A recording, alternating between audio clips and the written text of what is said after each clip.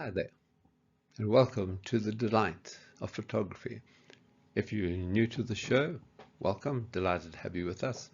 Please, if you would like to click on the subscribe button bottom right, then that'll take you back to being able to look at the list of talks that we've given so far so that you can join in, and it really works quite well if you work from the beginning. But anyway, you're most welcome to join right now where we are. And if you've been with us for some time now, welcome back and good to have you with us. And today we're going to be talking about how you start to add a little bit of your own creativity to your photography, how you can use your camera to do that, and it's really very simple. So let's talk about understanding my camera and how some of the crucial variables actually work for you. And exposure, as you said, is really the combined effect of aperture and shutter speed, and it controls how much light actually gets to the sensor of your camera. Exposure, you've got correct exposure, and then you've got creative exposure. If you look at all these settings, they're all different, but they will all result in exactly the same amount of light arriving at your sensor. But creatively, each of them will show you something different. So if we have a look at this, and we decide that's what your camera would like you to look. When you take the picture with the camera, that's what you get. If you want to be creative, it can look like that. Or maybe you want to do this way. And there are all sorts of different ways you can use your shutter speed. And this is what your camera thinks your picture should look like. But you can make it look like that or any kind of different variation. Camera, you. So you can do all sorts of different things. Just highlighting that again, what you can do just with clouds, you can take, camera thinks that's what it should look like. And you think, no, you'd like to make it far more dramatic and dark. And that's what you can do. And this is too, you can take a picture here. This is of a roadway at night, obviously. And this is fairly boring, but this is what your camera would take. But you can tell your camera, please do it this way. And once you start to get light stripes, everything just looks so different. And again, as you'll see, it's not difficult to do. Because the question is, how do we do this? What do we do with it? So what you want to have a look at is, on most cameras, you have exposure value compensation. So this enables you to adjust the exposure that your camera would suggest and make it what you would like. Now, exposure value compensation sounds very complicated, but it's not. It's really easy. But to remember, if your dial on your camera is set at A, it assumes you don't know anything and will not allow you to do anything. So you have to change your dial to P, which is for program. For example, here you can see this is the white mark there is next to the green auto. You don't want that. You'd rather have the white mark next to P, which is for program. Program means that you can alter different things on your camera and the camera will still sort out the exposure for you. It's a very useful setting. And then you look for this button, the plus and the minus button. This is on a DSLR camera and you can see where that is. But you'll find this all over the place because here you can move your exposure from -2 exposure values to +2 exposure values, and I will show you what that actually means. Because the more you go minus, your picture will get darker and darker, and plus means you'll make it brighter and brighter. Always, when you finish playing with exposure values, make sure you go back to 0, because in most cameras, it will not go back automatically. So if you take this little camera, if you look at the buttons on the right, at the top button there is the exposure value button. And you push that and your screen will give you this. And then you use the two sideways buttons to move the white marker up or down, make it brighter or make it darker. And because you're shooting digital, you can take the picture and you will see immediately what the effect is. So if you take a small camera, just by changing the exposure value setting, you can get this variety of exposures. And I'm sure you can see how you can use that creatively. How you can use that creatively. This camera exactly the same. You push the button that's at the top, but then you can move your little mobile in the middle and you can change it to do exactly the same. If you happen to have a camera like this, which is a Canon PowerShot, you'll see it's so important that the exposure value setting is right there where your left thumb can find it.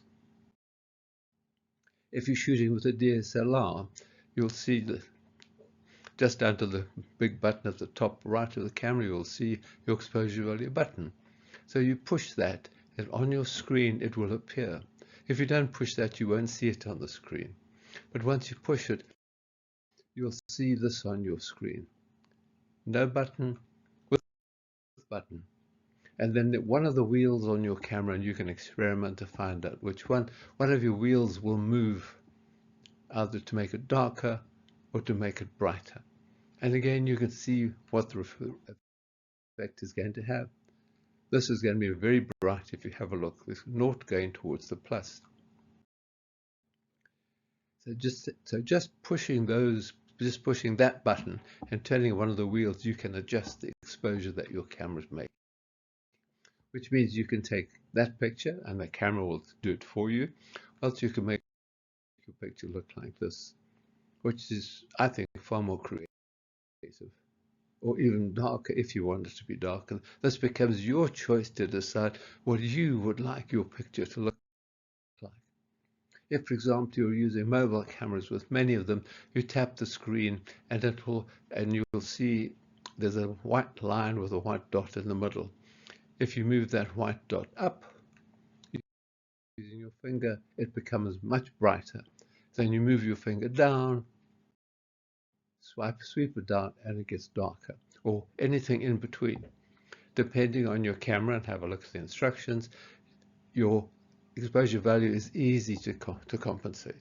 It's remarkable just by moving your finger. So that's exposure value compensation. Sounds important. It's the most fantastically easy thing to do. And you should take your camera and just go out and practice. Just do it. And you'll find out how easy it is and how you can start adding your own creativity to your images. Then we move on to the next section, really, which is about sensitivity. Light is measured in ISO. It used to be called ASA or DIN, but right now it's ISO. And it indicates the sensitivity of your sensor to light. Technically, the sensor doesn't actually change. Changing the ISO just increases the amplification. But don't worry about that. All you need to bear in mind is if you make the ISO higher, you increase the sensitivity, which will make your picture brighter. In days of film, you had film like this. You had what they termed a fast film, which had big lumps of light sensitive chemicals on the film. And because they were big lumps, they reacted to light very quickly, which meant that you had a fast film, you could take pictures in low light. But because the lumps were big, you could get grain. Or else you could have the film with tiny little clumps of light sensitive chemical. And because they were small, it would react slowly, but there would be a fine grain film. So you could have amazing, different, very, very beautiful pictures. But the problem was when you wanted to change, you actually had to go to a darkroom and change it. Whereas with digital, you can just change the ISO setting. You can vary it, and if you double the ISO setting, you double the sensitivity. But if you watch this, as you change, watch this, I will gradually increase the sensitivity, and you can see what's happening. It's getting brighter and brighter. But at the same time, if you look carefully, you'll start to see that it's getting grainy. because it gets grainy. Likewise, on mobile cameras, you can also change the ISO. Again, have a look and see what it does. So the trade-off is as you increase ISO, you'll start to increase the possibility of getting digital noise. And you've got to bear that in the back of your mind. So you'd use that if you can't get a solution using aperture and shutter speed, you'll start to use ISO. Modern cameras have got much better at handling noise. So you should experiment with your camera. We'll chat about that. And modern software enables you to move a lot of noise. For example, this is a very, very noisy picture because it was taken at a very high ISO. But using software, you can take the noise away. That's before using software. It's very noisy, but you can take the noise away. Fascinating. I just like this picture. It's noisy, it's blurred, but I just happen to like it. So the point is, always take the picture, even if you know it's not going to work the way you would like it to work. If you take this camera, it's a standard little camera, and these are pictures taken with it at 1000 ISO. And because it handles noise very well, without fiddling, you can just get beautiful pictures taken in very low light. So the trick is you should experiment with your camera.